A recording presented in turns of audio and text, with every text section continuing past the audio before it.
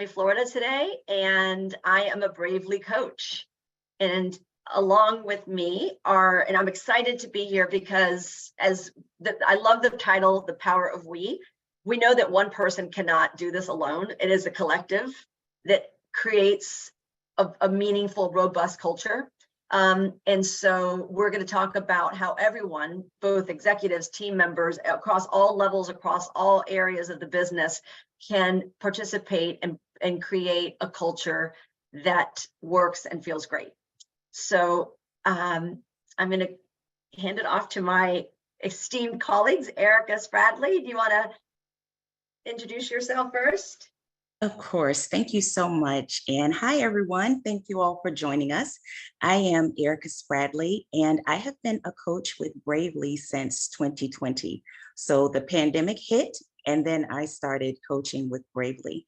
I'm really excited about this conversation as well, because I bring at least 10 years of leadership experience to the conversation, even more years than that of coaching. But I'm also privileged to hear on a very regular basis what employees are going through courtesy of my experience with Bravely. So again, thank you all for joining us today. Thank you, Erica. And Aaron Johnson, tell us about you. All right. So Hamilton, Ontario, Canada here. So I saw a couple folks in the chat there mentioning they're also from Canada. So nice to meet everyone. Thank you for joining us here today. A little bit about myself. By day, I'm a culture advocate at Bucket List Rewards with over 12 years of marketing and advertising experience. I'm a strong advocate for employee rewards and recognition and love cultures built around being yourself. By night, I am a dad bod father of 3 who loves playing sports, specifically hockey.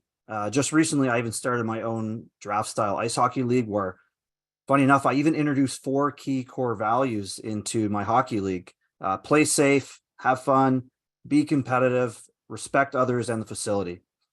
When I'm not playing hockey or spending time with my family, you can likely find me playing competitive darts or playing board games for my collection of 140 you can see here in the background. So big board game fan here. At Bucket List, we're on a mission to build the best workplace cultures in the world. We're very passionate about many topics, but love finding solutions to organizational challenges like turnover, recognizing amazing work, and bringing staff together through a fun and engaging rewards and recognition program. So happy to be here all with you. Oh, and I see someone from Guelph just down the road. Awesome. Thank you, Aaron. And what cool hobbies and collections you have. That's terrific. And thank you for sharing all of that. Yeah, so we're going to get started with our questions. And again, please make this as interactive as possible. Please keep talking to us. We are going to be looking at the chat. And if you have specific questions, please drop them in the Q&A, because that's where we're going to start. When we do our audience Q&A, we're going to start with those questions that are going to be there. So Erica, my first question is for you. How do you define culture, and how does culture impact teamwork, innovation, and employee well-being? I know that's a big one, but yeah. It's okay. Let's start with the definition of culture. I would define it as the internal identity of an organization. That includes, but certainly is not limited to, your values, vision, talent within the organization, and of course, norms for the organization. When you talk about, teamwork and well-being and innovation as it pertains to culture, the first thing that I think about when I think about teamwork is trust. And in my experience, and of course, I hear some of this firsthand in my coaching sessions, unfortunately, in some organizations and companies, trust is not present when you think about teamwork, when you think about leadership and relationships with human resources. So if you have the opportunity to introduce trust into your organizational culture, the rewards are extremely beneficial. You have something special there when you look at increased productivity, when you look at better working relationships across teams and a level of engagement. You also mentioned innovation, and I took so many notes for this conversation because I wasn't sure exactly what I would need, but I'd like to read this quickly because McKinsey & Company published a special report the state of organizations for 2023. And they listed the 10 most significant shifts facing organizations today. And here's the quote. Companies often announce technological elements in their strategies without having the right capabilities to integrate them. Organizations need to build institutional capabilities, an integrated set of people, processes, and technology that enables them to do something better. So when you think about innovation, right, and an opportunity for employees to ideate and share creative ideas and do their best work, this certainly shapes culture. And lastly, I'll say with well-being, as I mentioned at the start of this conversation, I started with Bravely coaching directly, I won't say in the middle of the pandemic, but it was shortly thereafter. And so hearing firsthand, even then and to a degree now, about the impact of workload, the expectations that may not have been set within teams and from leadership certainly shapes culture. And with that in mind, it's so important to communicate those performance expectations, but also when you're partnering with others to get the work done, to make sure that you are respecting availability and bandwidth, because all of these things, right, contribute to culture and what employees experience on a day-to-day basis. Thank you so much, Erica. Absolutely. There is, I love that you mentioned trust right off the bat, because it's at the heart of a culture. And yes, and I thank you. And if I don't know if you have that link for that McKinsey survey or that study, but I think we all probably would love to eyeball that. Certainly I would as well. Aaron, do you have anything you want to add to that, to what Erica? Yeah, Erica brought up a lot of great points there, and I'm also a big fan of trust as well. So I'm glad that you also mentioned that.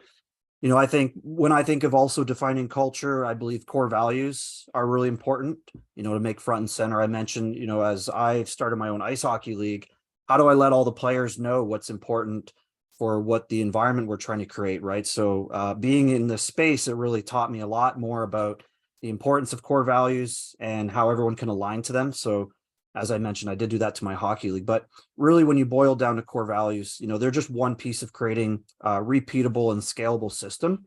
You know, they're going to allow people in your organization to make good decisions on their own by simply applying the values to new challenges that come along, right? So you're giving them a little bit of autonomy there. And your core values will also help remove bottlenecks and empower individual growth across your organization. So that's something else. And then even if you kind of tie it into recognition as another part of defining culture, you know, I'm going to defer a little bit to Maslow's hierarchy of needs here. So I'm sure, you know, many people here are probably familiar with that. If you aren't, it's easily Googleable, or is that even a word? Googleable? I don't know. I think I'm making stuff up now. So when we talk about Maslow's hierarchy of needs, which is really just a theory of motivation that states that there are 5 categories of human needs that dictate an individual's behavior. They are psychological needs, safety needs, love and belonging needs, and esteem needs, and self-accumulation, right? So really it's kind of like a mountain. That's kind of how I picture it. And if we can, it's almost impossible to climb a mountain by yourself. So really, as you start getting closer to the top, you really need the support of people around you, and recognition is one way to work together to help get you to the top of this mountain. Thank you. Yeah, I am like Erica. I'm also privileged to sit and listen to a lot of feedback from employees on a regular basis, and that feeling of trust and recognition. And like, does anybody see me? Does anyone care about me? Does anybody, you know, do I make a difference? And not knowing that, and the fact that they have to ask themselves that question is painful for us as coaches to support, because you would hope that they're working in organizations that are healthier than that. But unfortunately, that's not always true for everyone. So I appreciate both of you so much for bringing up values and trust and psychological safety and the recognition piece. Yeah. So my next. Oh, go ahead. ahead. You have another question? Okay. In fact, I was coming to you with my next question. Well, so we talked about the problem and what is needed, right? And what is define a good culture? What are some best practices for HR and people leaders to effectively communicate and reinforce the organization's values and culture to the employees? Because we've all heard about the organizations that have those beautiful values and written on the posters on the walls of their very fancy offices, and yet they feel like they're still working in a very toxic environment. So tell us, how do leaders effectively communicate and reinforce those values and culture to employees? Okay, first, I like that you made a reference to having values on a wall or somewhere where people can kind of walk by and see it, but eventually it just becomes part of the environment. So as we talk about core values here, and before I get into maybe answering this question a little bit deeper here, I'll toss it back out to everyone here, that's attending here today. Do you know your own organizational core values from memory? Don't be afraid if the answer is no, because I would say about 80% of the people that I ask that question to cannot answer what all of their core values are. Yeah, I see Emma saying yes, but most employees don't. Some, okay.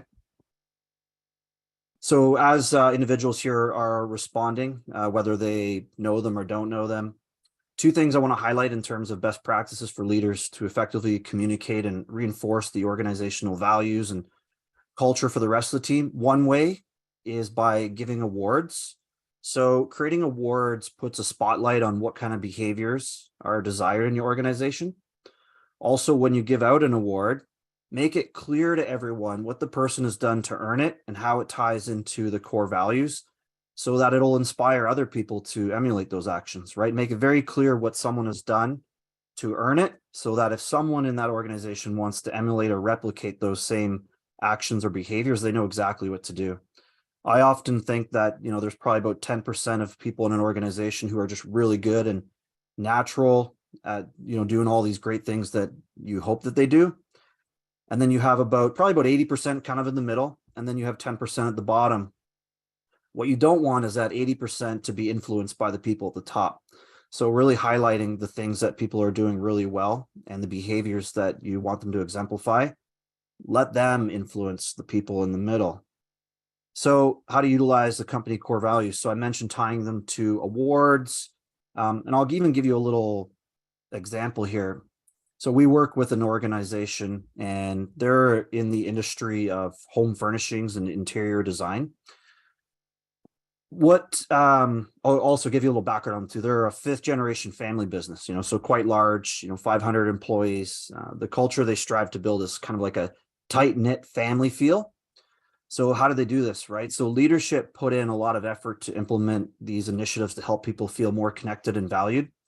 One of the great examples is that they created 2 legacy employee awards in memory of 2 members of the team that passed away. The award highlights the key values that these 2 employees exuded during their time at this organization, hardworking, loyal, kind, service-focused, humor. These are all tied to that company's core values of family and passion. So it was a biannual award, run twice a year, and it was a great way to constantly remind people of the company's values. And because they made it so personal and tied it all in, they actually they do see an 80 to 90% participation during the nomination process, which is quite exceptional, right? So this is a very successful award that the employees love. And these awards are powerful and a great way to keep past employees in memory and carry on their legacy. Thank you. Those are awesome examples. And Erica and Aaron, I'd love for you both to sort of glance at the Q&A questions, because I have a feeling that you could probably speak to some of these questions and the answers to some of the questions I know I'm about to ask you, because they're sort of related. So, and before we go on, I'd like to add something too. Of course. Regarding communication within the organization. I would say that it is extremely important to make sure that you're leading by example. And a lot of times we look at leadership as, someone in the org chart who has a team, but each of us leads, right, on a day-to-day basis, even as an individual contributor. One of my great aunts has this saying that I remember from, I would say, childhood.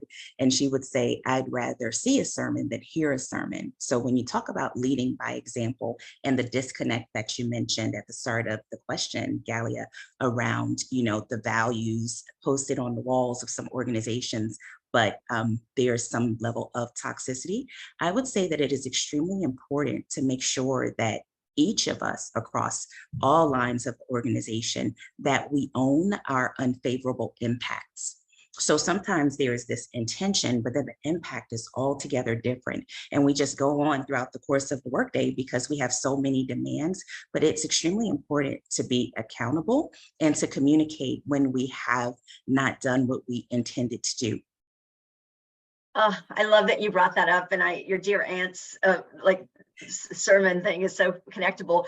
I ask this question too. I work with a lot of executive leaders in my private coaching business, and they often feel like they're doing their best, but it's the impact, right? Like the intention is there, but the impact is not being realized. Mhm. And one of the habits that people can ask themselves is, am I showing them or am I telling them? So really what we want to see is, we want you to show, all people at all levels of the organization should be showing the culture, not telling the culture, talking about it, right? So the showing versus telling is so powerful. So thank you for that. I like that. I often use that. I simplify it, show, don't tell it. So back in the day, I wanted to get into film. And so I was learning how to do some script writing. And one of the biggest things that I learned was like, hey, show, don't tell. And it kind of applies to everything. And I think that speaking about communication, spoken word or written word is only part of the message that the people are feeling, right? The body language, the tone, the inflection, the pauses, all of those things really matter and are received very differently depending on what the content is. And so being really aware of how you're showing up and how you're showing yourself as it relates to the culture. So thank you both. Yeah, and if you don't mind, actually, Galia, I just want to share another really cool example of an award, and I think this one is probably important to every organization, which is safety, right? So safety should be no matter whether you're in an office, safety is important. Manufacturing, industrial, obviously top of mind. I just want to share another really cool example of a safety award at a construction company where they applied it to their core values. So safety to me is something that it shouldn't be a quarterly award or a yearly award. Safety should be something daily recognized. And then as individuals start to accumulate these daily safety awards or daily recognition around safety, you'll be able to track the data on that. And then you'll be able to have your quarterly safety superstar, or maybe make it nomination based. But this example here that we saw within our platform, where safety was a priority and a core value within this construction company, they actually had someone post a recognition to another employee within the company about basically saving their life, right? So they caught something that was going to happen, and they called it out so that this person avoided an incident. And I think, if there was no communication tool or method of sharing this story, it could have been missed. And I'm just happy that we were able to see it through our platform, and that this person was safe, right? Because when you make safety top of mind for everyone on a daily basis, people's eyes and ears are constantly going to be looking and being aware of how important safety is. Thank you. Yeah, so Erica, my next question is for you. We know that executives, whether intentionally or unintentionally, positively or negatively, they really do set the tone. Leadership, people are looking at the top, right? Because for a variety of reasons, both for performance, for engagement, for culture, for communication around all of that. So how can people leaders effectively involve the executives in the process of building a better workplace culture? And specifically, how do maybe the people leaders might need to educate these leaders and executives around something, some of their blind spots? So about the importance of their role in shaping the culture, because a lot of executives might say to the HR or the head of people, that's your job, that's not my job. Like, I'm here to run this company, right? So how do we make it everyone's job? Yeah, so one of the ways that I would say to approach something like this is to think of it from the standpoint of mutual wins, right? So it's not just the executives with this top-down approach and those who are on different levels of organization feeling as though, they don't have the voice or the tools or sometimes even the courage, right, to work across these different lines of the organization. But I would start with first seeking to understand the perspective of the executive, because depending on where you sit in the organization, your priorities certainly look different. If you are going to then decide to educate the executives, I would recommend researching, if you haven't already, right? So that you can have insight and data to bring to the conversation, and then build a really strong business case that aligns with organizational goals. And then the only thing that I would add to that, beyond, looking at this from a business case standpoint, is when you are educating executives, I think it's really important, especially when you're talking about people managers and employees across different levels of the organization, to be intentional around sharing other employees' perspectives. Erin does a great job of sharing the power of stories with us, right? But making it so intentional around inclusion that you are delivering a message that says, inclusion is a way that we do business. And when we don't culturally, this is how it impacts our results and our organizational outcomes. Thank you. I love that. I love the idea of the data and the outside resources and research to, to support the case. That's super important with some leaders. And I think one of the things that I've seen great companies with great cultures do is, actually, we all know what performance reviews are and how, unfortunately, the annual review is like this dreaded thing, which a lot of companies with good cultures are actually getting away from that and having more, more frequent feedback and more conversations, coaching-like conversations, but is actually embedding the culture into the KPIs that are being measured, right? Absolutely. Making it a part of performance management. Correct. Mhm. And I think that really sends a message to everyone, because there's some people, not to pick on the sales team, but sometimes sales feels like, as long as I'm bringing in, closing the deals and bringing in the money, I don't need to worry about all that other stuff and how I do it. But but of course you do, especially if you're being measured not just on your sales volume, but on your culture performance.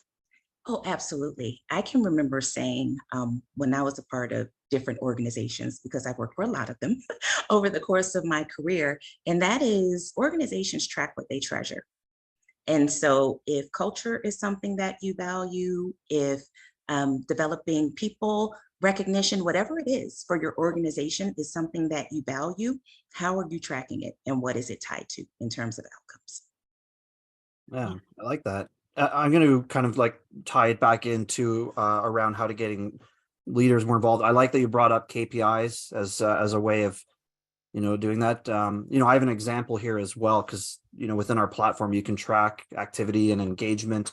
And one of the things we suggest is actually introducing a KPI around recognition, right? So that individuals are constantly recognizing their peers, managers are actively recognizing their coworkers, and also across silos within the organization, right? So recognition is going to help bridge gaps between different departments, give visibility and all the great things that are happening. So there is a lot of great things that you can do when you tie in KPIs to that.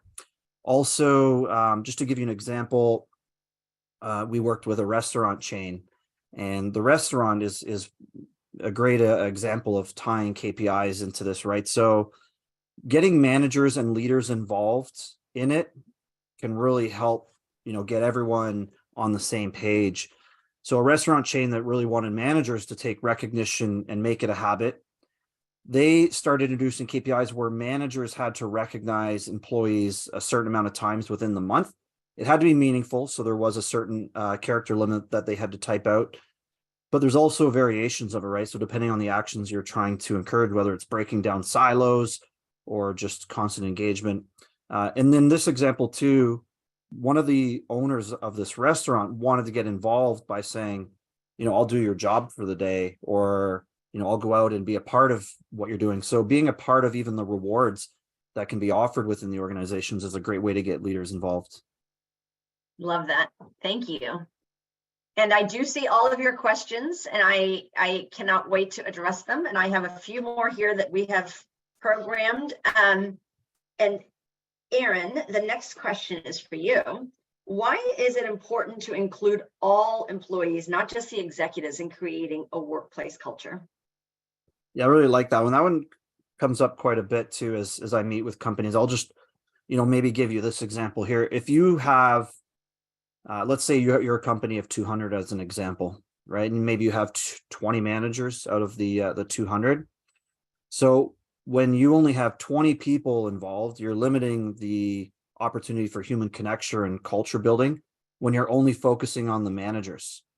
So from a rewards and recognition lens, we see that peer-to-peer gives the best engagement stats, 68% engagement versus maybe 11% engagement, right? So there's even an ROI tied into that too. So we can see how important it is to empower everyone to get involved when it comes to recognition and building culture. So just don't focus on the top leaders or performers.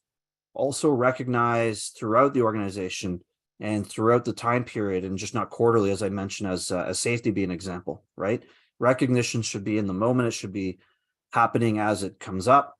Also breaking down the silos, which I've also touched on. Freedom of interaction between departments and individuals, helps makes things more transparent, and also helps with those weekly or quarterly performance reviews, because as you track this, you have more talking points. And then also it helps spread the load of maximum impact, right? So the reality is, especially with remote work, it can be hard for leaders to be the only ones responsible for transparency. So giving shout outs and building the culture, highlighting collaboration that otherwise wouldn't be known. So it is important to make recognition or getting everyone involved and just not the leaders. So even in our prep here for these meetings here, we had some individuals from our customer service team join in and share some of the stories that I've already shared with you. I posted a recognition within our platform, but if we didn't have this platform, or we didn't have the ability for peer-to-peer recognition, our management team and the other departments would have had no idea that this individual was helping us prepare for something like this that we're sharing with you today. That's that's a very concrete, real example that we know. And I know who you're talking about. That's awesome. That I'm glad you did that. I wanted to add is because I see in the comments that and you mentioned remote teams, and Zoom fatigue is real, but I think that one of the best ways I've seen leaders and executives create that safe space and prioritize culture is to have meetings with the agenda is for connection and it's for recognition.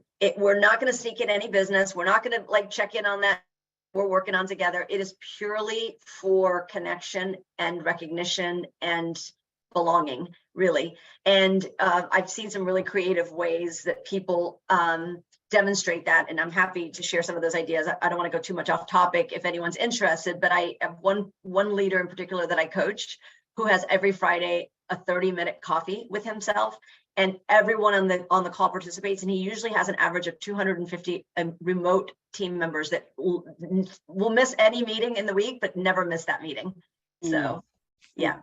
I like that. I mean, so one of the things we do at Bucket List here is that during our weekly, we highlight any of the good news or anything that we'd want to celebrate or any form of recognition, and we call it out. And it's something that I would suggest even ahead of any of your weekly meetings or quarterly meetings, is just to kind of put the good news at the front and give people the opportunity to share wins, as I see someone sharing here.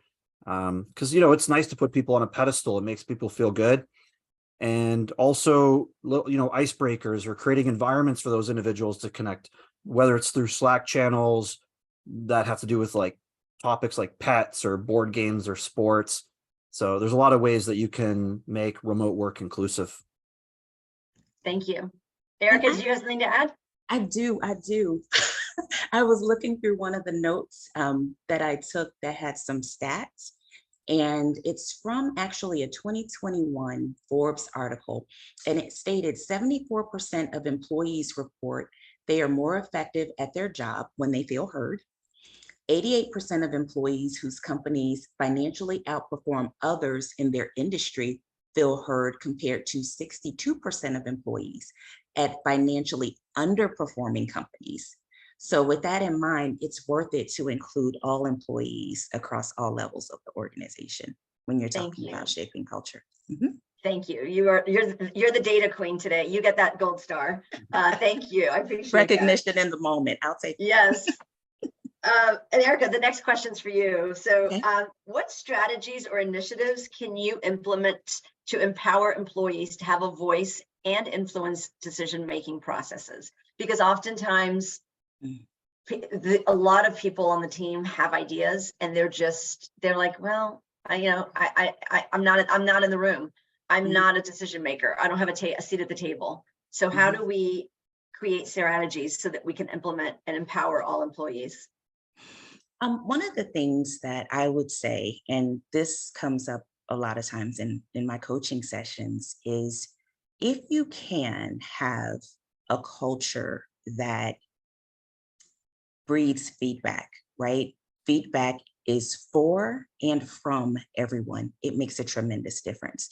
And so when employees feel like they have a safe space to share their ideas, to give the feedback, and also to receive it, it makes for a powerful change when you're looking at shaping culture.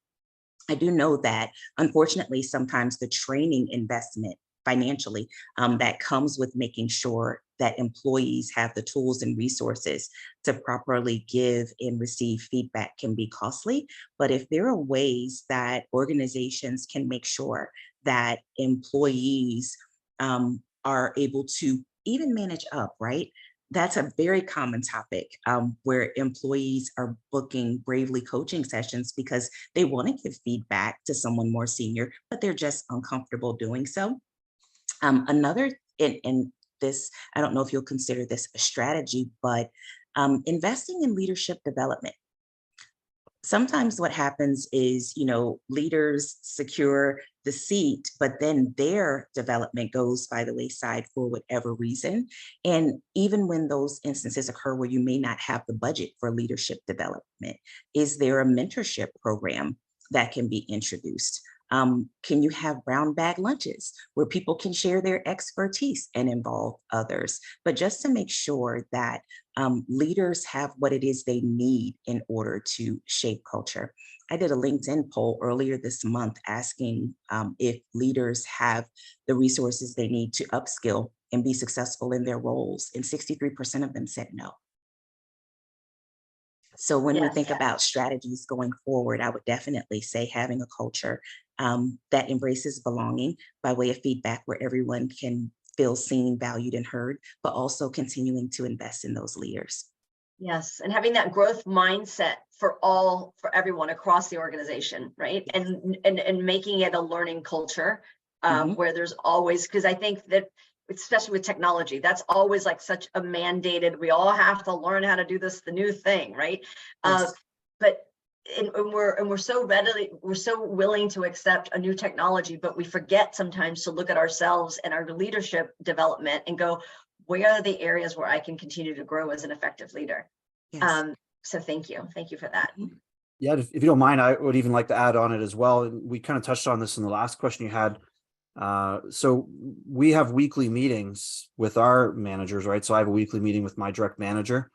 And one of the questions on the form, so I fill it out just to kind of guide the meeting, is it's feedback from a manager, like what things am I doing well or what could I improve on, right? Because it's all constructive, because if we don't share that information with our leaders, how are they going to improve as well? I'm also going to kind of expand on a little bit as well about giving employees a voice or an opportunity to impact the business. So I'll give you an example, a manufacturing company where sustainability was a core value of theirs. And these days I think sustainability is top of mind for a lot of companies. But with this organization, they have a program where anytime an employee made a suggestion for the business, that gets implemented. So if the suggestion went through and it was implemented, this individual would receive a monetary reward instantly.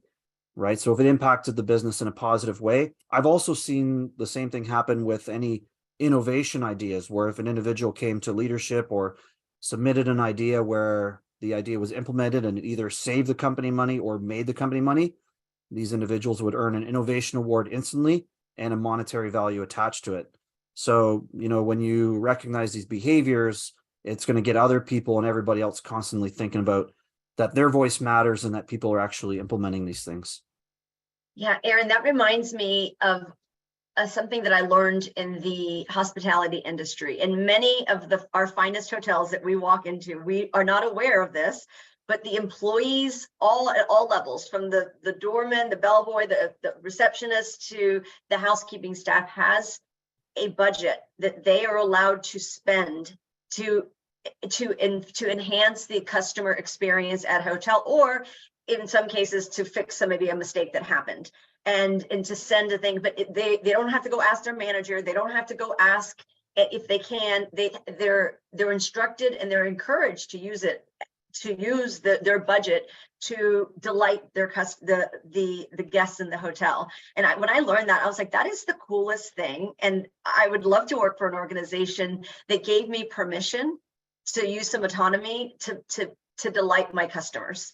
And it doesn't have to be a big budget, but it's something that clearly is empowering and giving voice and to all employees. So, and I'm going to ask the next question goes to you, Aaron, but I'd like us to, and it really relates to, I'm going into the Q&A now. And our first question here is, how do you rebuild and re-engage culture after layoffs and organizational restructuring? And specifically, and I think what I'm hearing, even though she didn't share, I'm not sure if I'm pronouncing your name correctly, but it's, there may be some skepticism and lack of trust, back to the first word that we started with, and the trust has been eroded. So what are some things that you've seen to re-engage culture? And Eric, I'd also would love to hear from both of you. We'll start with Aaron. So we're referring to the question here. I think it's important maybe to also survey your staff, right? To give them a voice, let them know, anonymously how they're feeling and maybe some of the things or changes that they would like to see implemented.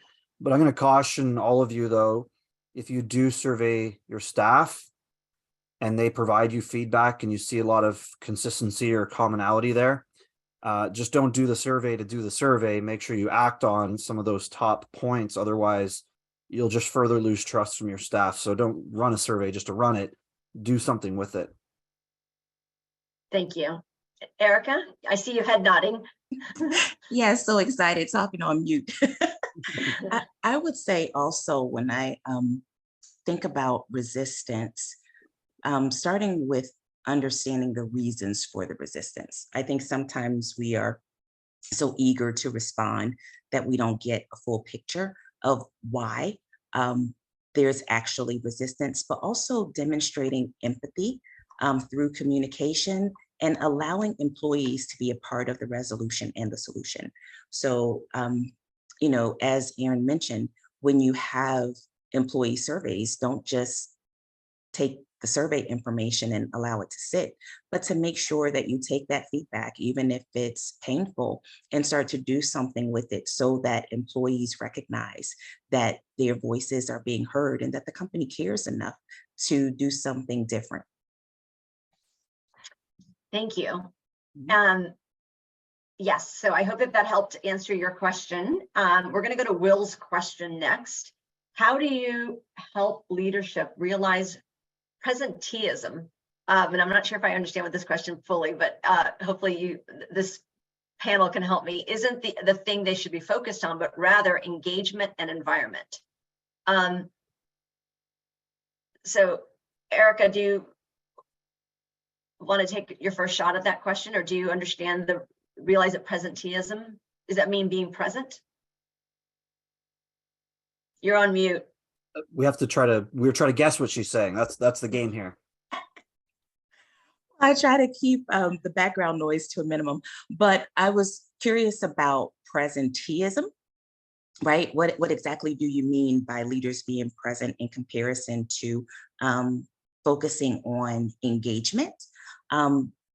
What I will say about leaders being engaged and focusing on engagement in my own personal experience is it cannot be approached from the perspective of telling as much as it has to be approached if the idea is engagement of understanding those you're working with, so much so that you are clear on the value that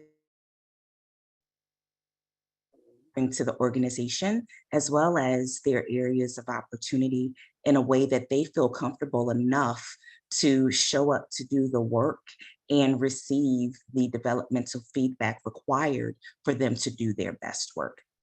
Engagement is so much more than a Q12 survey, something sent out by Gallup.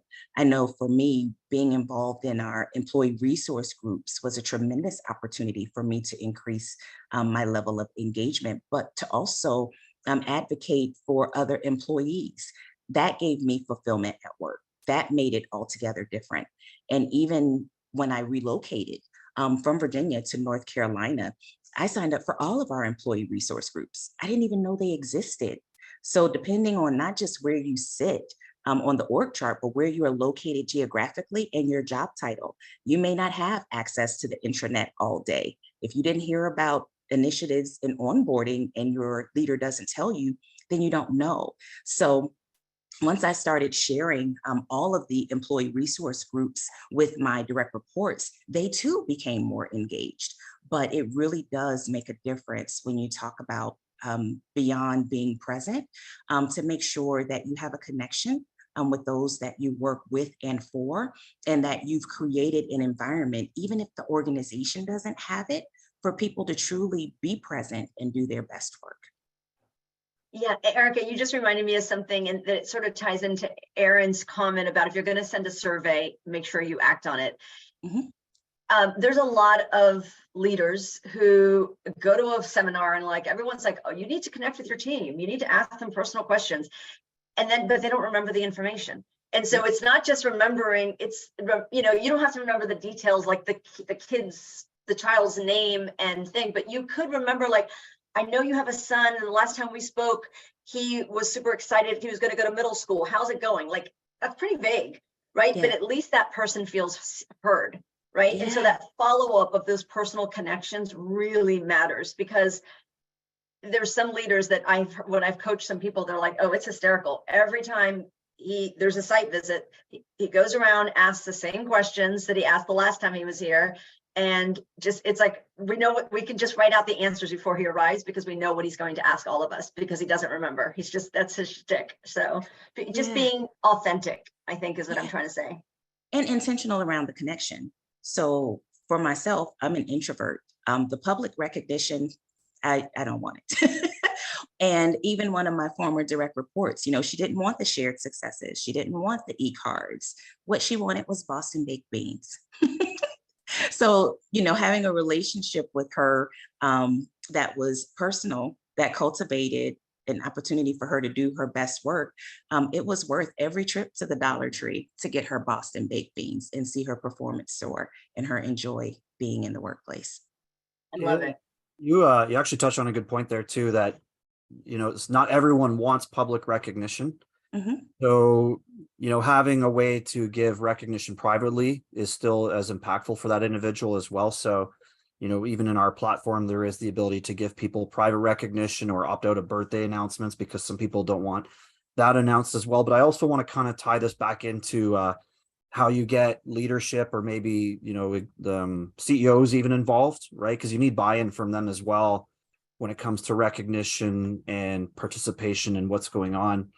So something that we've seen also is where leadership gets involved in the awards. And Erica, you even touched on this too, like personalized rewards that are meaningful to the individual, not just like, hey, here's something that we think you'll like, giving employees choice. So in our marketplace, individuals I've seen CEOs get pushed in the pool, CEO calls your mom. So it's important to have these fun rewards that can tie in senior leaders to get them involved too. It's also about seeing is believing too. So including photos, sharing more stories around the recognition and just getting those leaders involved. Thank you, Erin. And Will, I hope we got your question answered, but if we totally missed the understanding of presenteeism, please put it in the chat and we'll try to address it if we got it wrong. But thank you. So I'm going to jump into Amanda's question. So if our company has core values as a whole, which are often customer centric, pros and cons, or is it okay to have a different set of core values for the internal identity? And do they need to be the same or can they differ? And that's a really interesting question. And I'll let our panel take a stab at it, but I have some thoughts, but I'll wait to hear from Aaron or Erica. Sure. So I think it is good to include those core values even on the inside, right? Because, without customers, do you have a business, right? So I think having the core values included there. We've seen also that when individuals are receiving recognition where the core value is tied into the customer calling out that individual, that's a great way to kind of tie in a customer core value to an internal one. So an example is that we worked with a company, I think it was a restaurant chain or hospitality, it was one of those two. Anytime they received a Google review or something online that mentioned that person's name or the experience that they had with that individual, on the inside, that person would receive an automated award recognizing the core value that align with the external value with that's customer facing. Awesome.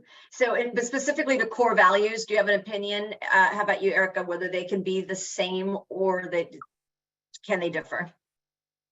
I've seen it both ways. I've seen one set of core values. This is who we are as an organization. This is our identity. And this also applies to how we engage and interact with customers or clients. And I've also seen it where this is how we interact with our clients. These are the values. This is how we intend to show up. And this is what we do internally. So I think that really depends on the organization. Yes, I think that's true, but I do appreciate the alignment of those values because certainly I know this to be true in marketing, and I know some very high-end marketing shops do some crazy work to delight their customers. So they stand for these values, and yet internally it's pretty hardcore, it's pretty competitive, it's pretty brutal, and it doesn't feel safe all the time to create the work that they're giving to their customers. And so if there was more alignment in the external values that that how you want to serve your customers can be how you want to serve each other internally, I feel that my experience has been that there's first of all,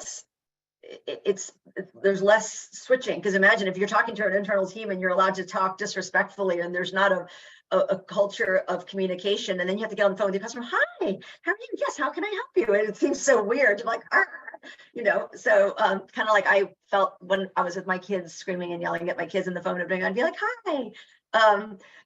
It's certainly, it's not healthy. It's not the healthiest culture when that happens. So, all right. So I just disclosed my bad parenting in front of a lot of strangers. Don't judge me. I have 3 kids. I was a single mom.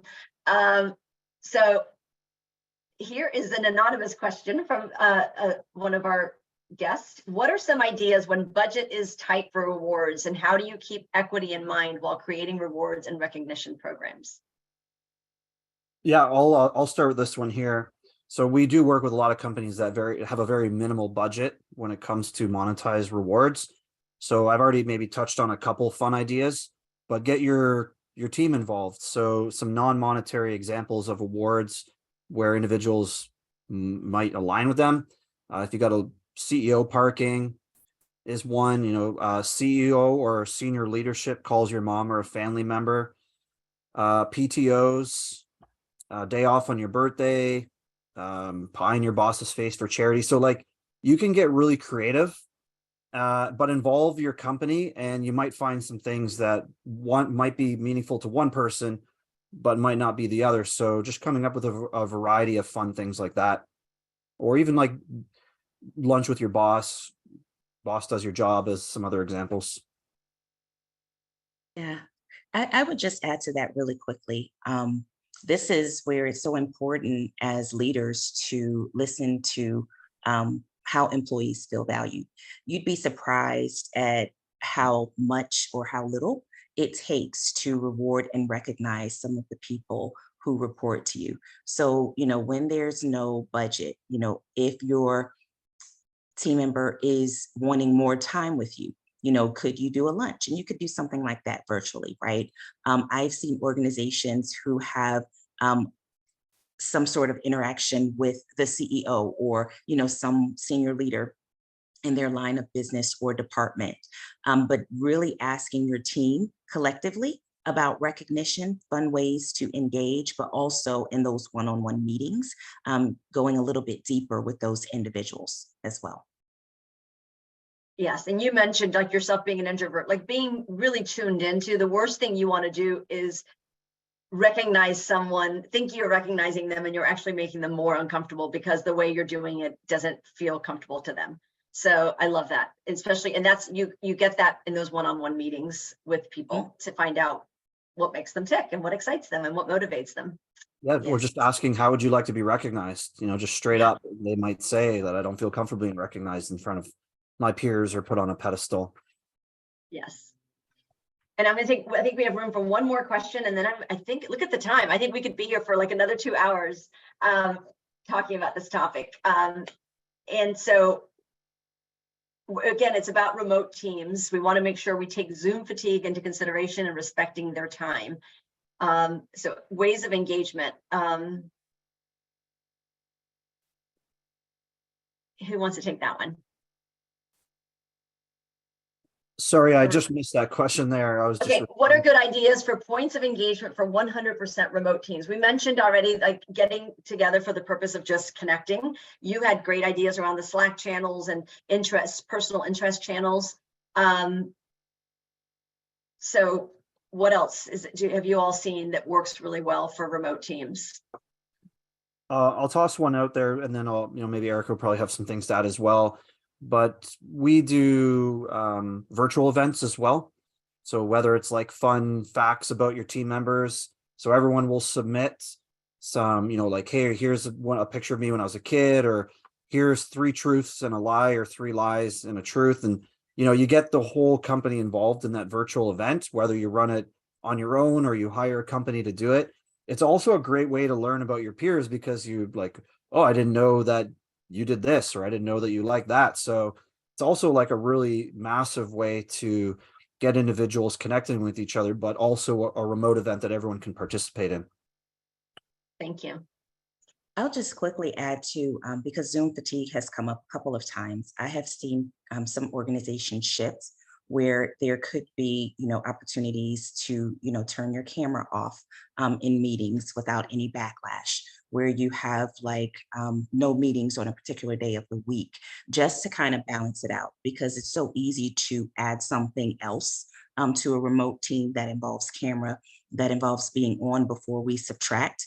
But even something as simple when you're thinking of, engagement, if your team would enjoy this, is you can do virtual scavenger hunts, escape rooms. There are so many things that presented themselves during the pandemic for teams to collaborate and engage and have fun, that there are so many resources out there on the internet if you'll do a search. Yes, and thank you both. Barb, if we could get those slides up, because I want to be respectful of everyone's time.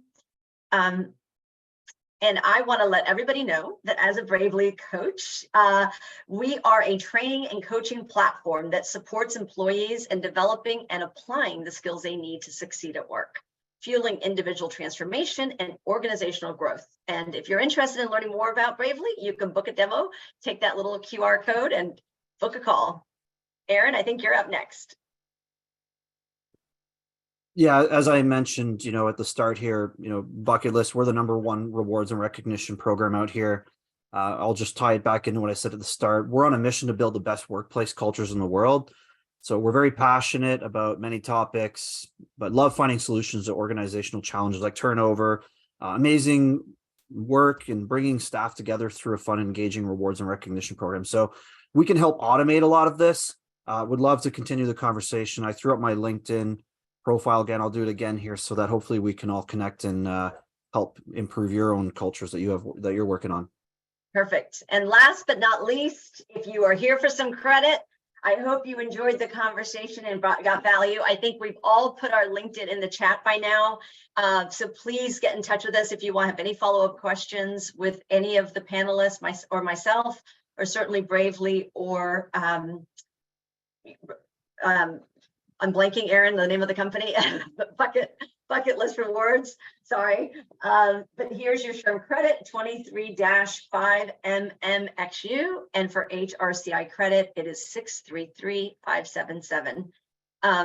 Thank you all for coming today, and I appreciate it. And please keep in touch, and hope to see you on another webinar soon. Thank you all. Thanks, everyone.